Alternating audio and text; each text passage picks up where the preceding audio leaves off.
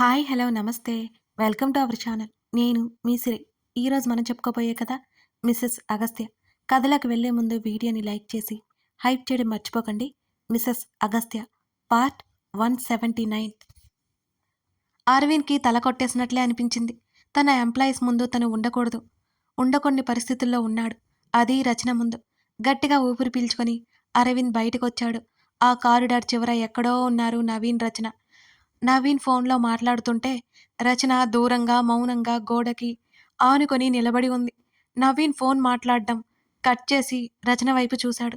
వారిద్దరు ఏదో మాట్లాడుకోవడం కనిపిస్తూనే ఉంది అరవింద్కి. తల తిప్పి చూసిన రచనకి అక్కడ అరవింద్ కనిపించడంతో సార్ బయటికి వచ్చారు, వెళ్దాం పదా అని అన్నది నవీన్తో. ఇద్దరు అరవింద్ దగ్గరకొచ్చారు. వాళ్ళ చూపులు ఎలా ఉంటాయో. అరవింద్ అసహనాన్ని లోలోపలే దాచుకుంటూ పైకి చాలా గంభీరంగా మొహం పెట్టుకుని ఉన్నాడు. నవీన్, రచన ఇద్దరూ అతని దగ్గరికి వచ్చారు. సార్, ఈరోజు మీటింగ్ క్యాన్సిల్ చేశారట. రేపు డీల్ గురించి రమ్మని చెప్పారు. రచన వినయంగా చెప్పింది అరవింద్కి. వాట్? మనం ఇక్కడ వెకేషన్‌కి రాలేదు అని కోపంగా చెప్పి వెంటనే రాజ్‌కి కాల్ చేశాడు అరవింద్. అరవింద్ చాలా సీరియస్‌గా రాజ్‌తో మాట్లాడుతున్నాడు.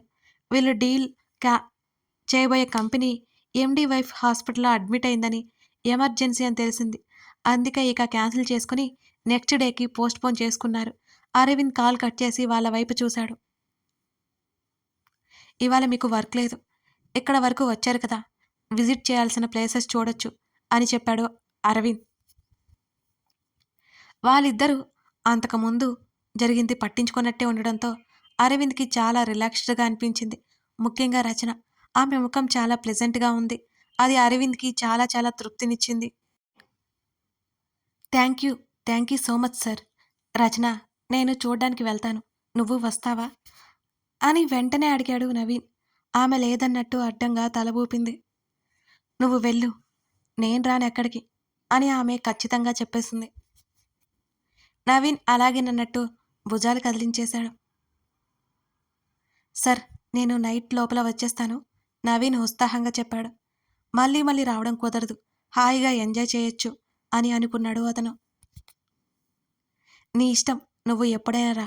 రేపు మార్నింగ్ ప్రెజెంటేషన్ టైంకి నువ్వు వచ్చేయాలి అని అన్నాడు అరవింద్.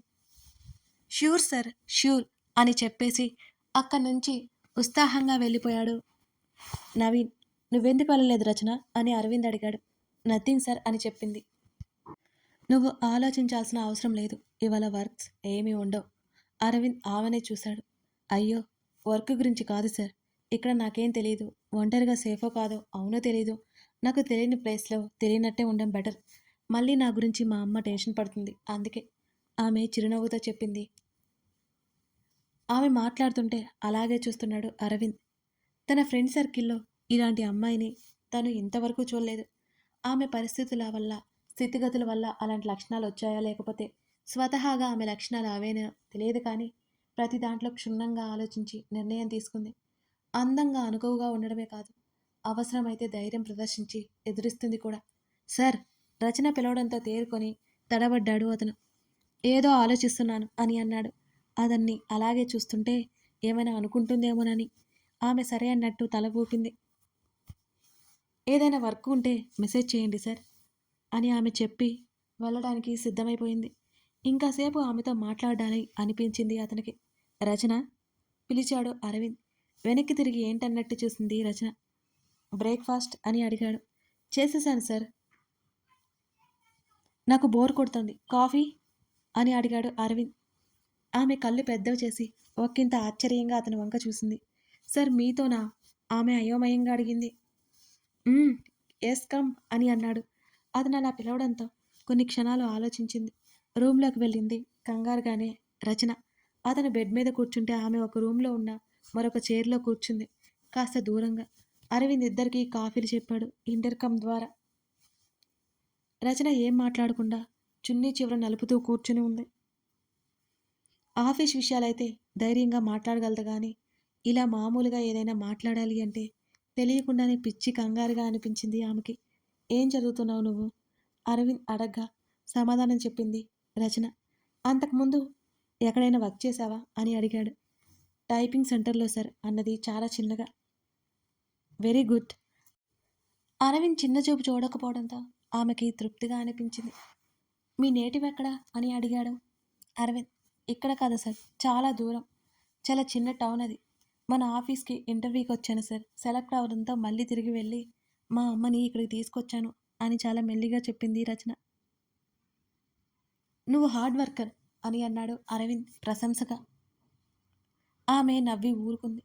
ఈలోపు కాఫీ రావడంతో అరవింద్ వెళ్ళి తీసుకొచ్చి ఆమెకొకటి అందించాడు. వాళ్ళిద్దరూ మాట్లాడుకుంటుండగా అరవింద్కి కాల్ వచ్చింది. అతను కాల్ మాట్లాడి కట్ చేశాడు. ఈవినింగ్ చిన్న పార్టీ ఉంది రచన, నువ్వు నవీన్ వస్తారా అని అడిగాడు అతను. లేదు సార్, నాకు అలవాటు లేదు. సారీ. అతనేమనుకుంటాడో అనుకుంటూనే తనకి కంఫర్ట్ లేదు కాబట్టి వెంటనే చెప్పేసింది రచన. It's okay. దానికి సారీ ఎందుకు రచన అని చిన్నగా నవ్వాడు. ఇక్కడ నేను ఉండగలను సార్, నాకేం భయం లేదు. మీరు మేడం గారు నవీన్ వెళ్ళండి అన్నది.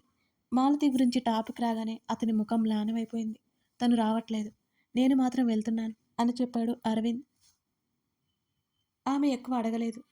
ఇక ఆ టాపిక్ మాట్లాడడం ఇష్టం లేనట్టు వెంటనే ఆఫీస్ విషయాల గురించి అరవింద్ డైవర్ట్ చేశాడు. రచనకి నేర్చుకునే తత్వం ఎక్కువ అని కాసేపటికి అర్థమైపోయింది. ఆమె నిత్య విద్యార్థిని అని తెలుస్తుంటే తృప్తిగా అనిపించింది అరవింద్కి. తెలియని విషయం కూడా క్షుణ్ణంగా అడిగి తెలుసుకుంటుంది. తెలియకపోతే తెలియదు అన్నట్టే చెప్తుంది. రచన అరగంట తర్వాత వెళ్ళడానికన్నట్టు పైకి లేచింది. సార్, ఇక నేను వెళ్తాను అంటుండగా అతనికి ఇష్టం లేదు. అయినా సరే అన్నట్టు తలాడించాడు. అరవింద్ డోర్ ఓపెన్ చేయగానే బయట మాలతి ఉంది. ఆమె రచనని అరవింద్ని ఉరిమి చూస్తోంది. మాలతి అంత కోపంగా ఎందుకు ఉందో రచనకు అసలు అర్థం కాలేదు. బాయ్ సార్ అని చెప్పేసి ఒక అడుగు ముందుకు వేసింది రచన. నాకు తెలుసు అరు, నువ్వు దీనికోసమే నన్ను వదిలేశావు కదా అని మాలతి అన్నది. ఆ మాటకి అరవింద్ బ్రొకటి ముడిపడితే మాలతి థింకింగ్ అలా అసలు ఊహించని రచన షాకింగ్గా చూసింది ఆమె వైపు. దీన్ని ఇక్కడికి తీసుకొచ్చినప్పుడే నాకు అర్థమైంది. ఫస్ట్ నుంచి దీని వైపే ఉన్నావు నువ్వు. ఎవ్రీ టైం దీన్నే సపోర్ట్ చేస్తున్నావు. నాకు ఇప్పుడు క్లారిటీ వచ్చింది అని. సెల్ఫ్ రెస్పెక్ట్ అది ఇది అన్నట్టు నాకే ఎదురు తిరిగావు కదే, సిగ్గులేదు బాస్తో ఎఫ్ఐఆర్ పెట్టుకోవడానికి అని అన్నది మాలతి. ఆమె చెంప మీద పడిన దెబ్బకి మాలతి బుర్ర గిర్రున తిరిగింది. అక్కడ రీసౌండ్ వచ్చింది. అయితే ఈసారి కొట్టింది రచన కాదు, అరవింద్. అరవింద్ ఆమె చెంప పగలగొట్టేశాడు. చెంప మీద చేపెట్టుకుని నోరు తెరుచుకుని ఆశ్చర్యంగా చూసింది మాలతి. దీనికోసం నన్నే కొడతావా ఆరు? మాలతి మాటలకు మరో దెబ్బ పడింది. పక్కకు తూలి గోడని పట్టుకుని నిలబడింది మాలతి. ఆ దెబ్బకి ఆమె చెంప వాచింది. ఒక్కసారిగా ముల్లో కాలు కనిపించినట్లయింది. మైండ్ యువర్ టంగ్ పళ్ళు కొరుకుతూ చెప్పాడు అరవింద్. మాలతి కోపంగా చూసింది. నాకిప్పుడు అర్థమైంది, మీ ఇద్దరు ఒకటే నన్ను సైడ్ చేశారు. మాలతి గట్టి గట్టిగా అరిచింది. అప్పటికే ఆశ్చర్యం నుంచి తేరుకున్న రచన తన వల్ల వారిద్దరి మధ్య అపార్థాలు వస్తున్నాయని అనుకుంది. మేడం, మీరు తప్పుగా అర్థం చేసుకుంటున్నారు. మా మధ్య అలాంటిదేమీ లేదు నిజంగా మేడం అని అన్నది రచన గబగబా. వాళ్ళిద్దరూ ఒకరంటే ఒకరికి ఇష్టం అని రచన ఫీలింగ్. అంతకుముందే అరవింద్ కౌగిలిలో మాలతిని చూసి రచన. తన వల్ల డిస్టర్బెన్స్ వస్తుందని ఆమె భయం. రచన వైపు చంపేసేలా చూస్తూ అరవింద్ని కోపంగా చూసి ఐ సీ యువర్ ఎండ్ అంటూ వెళ్ళిపోయింది అక్కడి నుంచి మాలతి. మేడం అంటూ రచన వెళ్ళిపోతుంటే ఆమె చేతిని పట్టుకుని ఆపేశాడు అరవింద్. సార్, ఇలా జరుగుతుందని అనుకోలేదు. అప్పటికే ఆమె శరీరం సన్నగా వణుకుతోంది. తన మీద అలాంటి నింద ఇప్పుడు వింటుంటే చెప్పలేనంత భయంగా కంగారుగా ఉంది రచనకి. రచన ప్లీజ్ కామ్ డౌన్ అంటూ ఆమెని కాస్త లోపలికి తీసుకెళ్ళి బాటిల్ అందించాడు అరవింద్. నీళ్లు గబగబా తాగేసి మీద కూడా పోసుకుంది ఆ కంగారులో. హేయ్, ఎందుకు టెన్షన్ పడుతున్నావు? మెల్లిగా అతను చెప్తుంటే ఆమె భయపడి ఏడ్చింది. నాకు అలాంటి ఉద్దేశం లేదు సార్, మీ మీద గౌరవం ఉంది, అంతకంటే మరొకటి లేదు. ఆమె వణుకుతూనే ఏడుపు గొంతుతో చెప్తోంది. ఆమె ఉద్దేశం లేదు అనడం అతనికి ఎందుకో నచ్చలేదు. ఆమె అలా భయపడుతూ ఏడవడం అరవింద్కి ఏమాత్రం నచ్చక, రచన ప్లీజ్, ఇందులో నీ తప్పేం లేదు. నేను నీకు సారీ చెప్పాలి. నాకు బోర్ కొడుతుందని లోపలికి పిలిచాను. మాలతి మాటలకు నేను క్షమాపణలు చెప్తున్నాను అంటూ సున్నితంగా ఆమె చేతిని అందుకోబోతుంటే గబుక్కున వెనక్కి జరిగింది రచన. రచన అరవింద్ పిలిచాడు. ప్లీజ్, మీ మధ్య గొడవలు రావడం నా మూలంగా. నాకిష్టం లేదు సార్. మీరు వెళ్లి మేడంతో మాట్లాడండి. ఆమె వేడుకుంది. లేదు, తనంటే నాకిష్టం లేదు అని చెప్పాలనుకున్నవాడు ఆగిపోయాడు. మీ దగ్గర మీ ఇద్దరూ దూరమైతే దానికి బాధ్యత నాదే అని నేను బాధపడతాను. ఆమె మాటలు అతన్ని చెప్పనివ్వలేదు.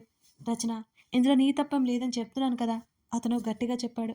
ఉలిక్కి పడ్డట్టు చూసింది అతని వైపు రచన. అసహనంగా నిట్టూర్చి, గుర్తుపెట్టుకో, ఇందులో నీ పొరపాటు ఎంత మాత్రం లేదు. వెళ్ళి రెస్ట్ తీసుకో అతను చెప్పడంతో ఇంకొక క్షణం ఆగకుండా బయటికి పరిగెత్తింది రచన. గదిలోకి వెళ్ళిన రచన 2 చేతులు ఒడిలో పెట్టుకుని భయంగా కూర్చుంది. అలాంటి నిందలు చాలా డేంజర్. ఆఫీస్లో అంత మంచి పేరు ఉన్న తనకి ఒక్కసారిగా క్యారెక్టర్ బ్యాడ్ అయిపోతుంది. తన గురించి అందరూ తప్పుగా మాట్లాడుకుంటారు. అలాంటి మనుషుల మధ్య తను అసలు బ్రతకలేదు. ఏదో అంటుంటే తను అసలు ఊరికే ఉండలేదు కూడా. రచన వెళ్ళిపోయిన తర్వాత అరవింద్ తల పట్టుకొని కూర్చున్నాడు. ఇక్కడికి వచ్చిన తర్వాత నుంచి ఆమెను ఏదో ఒక విధంగా తన మూలంగా బాధ పెడుతూనే ఉన్నాడు. ఇక్కడికి రావడం వల్ల ఎంత అయితే లాభం ఉందో అంతకంటే ఎక్కువ నష్టం కూడా ఉంది రచనకి. ఆ రోజు రచన మధ్యలో లంచ్కి కూడా వెళ్ళలేదు. ఆ విషయం అరవింద్కి తెలిసింది. ఆమె రూమ్ వైపుకు వెళ్ళాలి అనుకున్నాడు. కానీ రచన తనతో ఫోన్లో కూడా సరిగ్గా మాట్లాడకపోవడంతో అతనిక వెళ్ళనేలేదు. ఆమెకి రూమ్కి భోజనం పంపించాడు. మాలతి గురించి అరవింద్ పట్టించుకోలేదు. ఆ రోజు జరిగిన రచ్చకి మాలతి మీద ఆ కాస్త జాలి కూడా పోయింది. సాయంత్రం ఎప్పుడో నవీన్ వచ్చేశాడు. అరవింద్ పార్టీకి వెళ్తున్నట్టు తెలిసి నవీన్ కూడా వెళ్ళడానికి సిద్ధమైపోయాడు. సార్, రచన కూడా వస్తుందేమో, తనిక్కడ ఒంటరిగా ఏం చేస్తుంది అని నవీన్ చెప్పగానే ఆమెని ఒంటరిగా వదిలి వెళ్ళడం ఇష్టం లేక, వెళ్ళి అడిగి చూడు నవీన్, నేను వెయిట్ చేస్తుంటాను, కిందకు వచ్చాయి అంటూ అరవింద్ వెళ్ళిపోయాడు. నవీన్ రచన వైపుకి వెళ్ళాడు. పార్టీ గురించి డోర్ బెల్ మోగించాడు. మరో 3 నిమిషాలకి రచన తలుపు తెరిచింది. నిద్రలో నుంచి లేచి వచ్చినట్లు ఆమె మొహం చాలా డల్గా ఉంది. ఏమైంది నవీన్ అని అడిగింది రచన. పార్టీకి వెళ్తున్నారు అరవింద్ సార్, మనల్ని కూడా రమ్మన్నారు, నువ్వు వస్తావా అని అడిగాడు నవీన్ రచనని.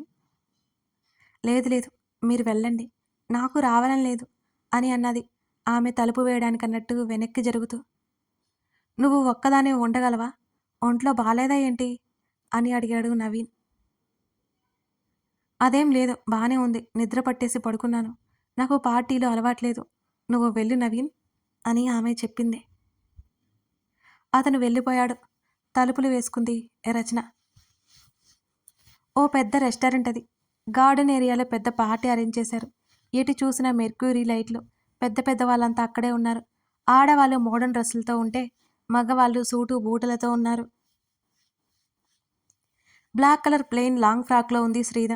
ఆమె జుత్తు వెనక్కి విరబోసుకుని మెడలో బ్లాక్ బీడ్ చైన్ మాత్రమే కనిపించేలా వేసుకుని మోడ్రన్ లుక్తో క్యూట్గా ఉంది శ్రీద. నన్నెందుకు తీసుకొచ్చారు సార్ మీరు అని అడిగింది శ్రీద. ఈ మధ్య పనులతో బిజీ అయిపోయావు కదా సెనోరిటా, రిలీఫ్ ఫీల్ అవుతావని అని అగస్త్య నవ్వాడు. అబద్ధం ఆడకు, ఇక నీకు బోర్ కొడుతుందని నన్ను లాక్కొచ్చేశావు అంటూ అతని వైపు గుర్రుగా చూసింది శ్రీద. వాళ్ళ కంపెనీ నెంబర్ 1 ప్లేస్లో ఉంది, మనకి ఇన్విటేషన్ వచ్చింది, తప్పక రావాల్సి వచ్చింది అని భుజాలు కదిలించాడు అగస్త్య. ఏంటేంటి, నువ్వు ఇలాంటి వాటికి కూడా వెళ్ళడం ఎప్పటి నుంచి స్టార్ట్ చేశావు? శ్రీద నిష్ఠురమడింది. మనకి డీల్ ఉంది, సో రాక తప్పలేదు అంటూ ఆమె చేతిని అందుకుని టేబుల్ ముందు కూర్చున్నాడు అగస్త్య. ఎందరో అక్కడికొచ్చారు. 60 ఏళ్ల వ్యక్తి తమ కొడుకుని సీఈఓ చేస్తున్నట్టు ప్రకటిస్తున్నాడు. అందరూ చప్పట్లు కొట్టారు. శ్రీదకి పిచ్చ బోర్ కొట్టింది. ఆయన స్పీచ్ ఇచ్చాడు. ఆ తర్వాత ఆయన కొడుకు ఇచ్చాడు. ఆ తర్వాత మరికొందరు వాళ్ళ గురించి పొగిడారు కూడా. అవి వినడం మానేసి కాసేపు ఫోన్ చూసుకుని చుట్టూ గమనించడం మొదలుపెట్టింది శ్రీద. ఆమె కళ్ళు దూరంగా ఉన్న రామ్ని, శ్రీకల్ని చూసి ఒక్కసారిగా వెడల్పయ్యాయి. కళ పూర్తిగా కోలుకుందని అర్థమవుతుంటే శ్రీదకి కాస్త సంతోషంగానే అనిపించింది. బ్లూ కలర్ డ్రెస్లో ఉంది కళ. ఆమె ముఖం మాత్రం కలగా లేదు. ఆ రోజు హాస్పిటల్లో చూసినట్టుగా లేడు రామ్, కాస్త మారిపోయినట్టుగా కనిపిస్తున్నాడు. పూర్తిగా బిజినెస్‌మెన్ లుక్‌తో ఉన్నాడు రామ్. ఒకప్పటి రామ్ లాగా కనిపించాడు శ్రీధకి. భుజాలు కదిలించి తల తిప్పి చూసింది శ్రీధ. అగస్త్య చూపులు స్టేజ్ వైపుకి ఉన్నాయి. మరుక్షణం మిస్టర్ అండ్ మిసెస్ అగస్త్య చక్రవర్తి అనే పేరు వినిపించగానే ఉలిక్కిపడింది శ్రీధ. కథ కొనసాగుతోంది. ఈ కథ మీకు నచ్చితే లైక్ చేసి కామెంట్ చేయడం మర్చిపోకండి. ఇంకోసారి చెప్తున్నానండి, ఇంతకుముందు మన ఛానల్ మీరు మంచిగా లైక్స్ చేసేవాళ్ళు, కామెంట్స్ చేసేవాళ్ళు. మధ్యలో ఇష్యూ వచ్చి రీస్టార్ట్ అయిన తర్వాత మీరసలు పూర్తిగా లైక్స్, కామెంట్స్ చేయడం మర్చిపోతున్నారండి. ఇక నేను మీకోసం చాలా హార్డ్ వర్క్ చేసి మరి వీడియోస్ ఇస్తుంటే, కనీసం మీ నుంచి నాకు అప్రిషియేషన్ రాకపోతే నాకు కూడా ఇంట్రెస్ట్ పోతుంది కదా! మీరంతా లైక్ చేసి, కామెంట్ చేస్తే నేను ఇంకా బాగా ఇవ్వగలను కదా వీడియోస్. ఇస్తారా మీరు? తప్పకుండా ఇచ్చేయండి. Thank you.